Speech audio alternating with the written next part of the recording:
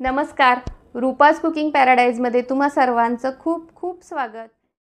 इथं चमचमीत आणि पटकन तयार होणारी अशी गवारीची भाजी बनवलेली आहे। सकाळच्या डब्यासाठी अगदी झटपट तुम्ही ही रेसिपी बनवू शकता। तर रेसिपी सुरू करूयात। पहिले 2 चमचे तेल घातले कढईमध्ये। ते चांगलं गरम झालं की थोडेसे जिरे घातले।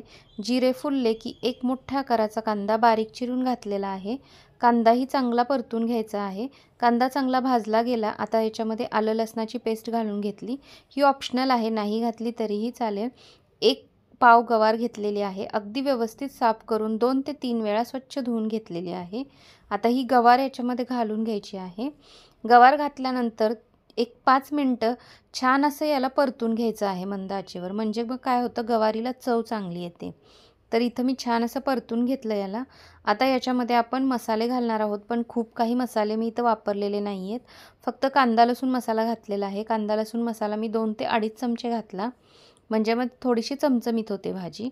तुम्ही तुमच्या आवडीनुसार घालू शकता। चवीप्रमाणे मीठ घालायचं। 2 चमचे मी इथं शेंगदाण्याचं कूट घातलेलं आहे, भाजलेलं शेंगदाण्याचं कूट आहे हे। आणि नंतर याच्यामध्ये अर्धा चमचा मी इथं कारळ्याचं कूट घातलेलं आहे। तर कारळ्याचं कूट जे आहे ते ऑप्शनल आहे, पण कारळ्याचं कूट घातल्यानंतर कोणत्याही शेंगभाजीला चव चांगली येते, म्हणून घेवड्याची शेंग असू देत किंवा गवारीची शेंग असू देत, कारळ्याचं कूट वापरायचा प्रयत्न करा, खूप छान भाजी लागते। आता याच्यामध्ये पाणी घालून घेतलं मी। तर सुकी भाजी करायची आहे म्हणून कमी पाणी वापरलेलं आहे। आता पाण्याला चांगली उकळी येऊ द्यायची आहे। उकळी आली की झाकण ठेवायचं आणि पूर्ण पाणी आटेपर्यंत छान असं याला मंद आचेवरती शिजवून घ्यायचं आहे।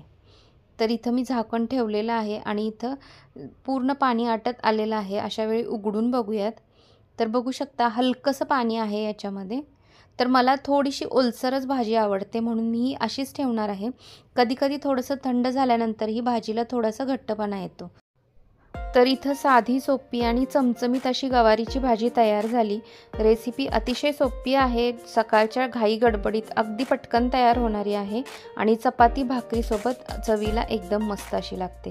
तर रेसिपी आवडली असेल तर व्हिडिओला लाईक करा, चॅनलला सबस्क्राईब करून नोटिफिकेशन बेलवरती देखील क्लिक करा, म्हणजे अशा छान छान रेसिपीज तुम्हाला लगेच पाहता येतील।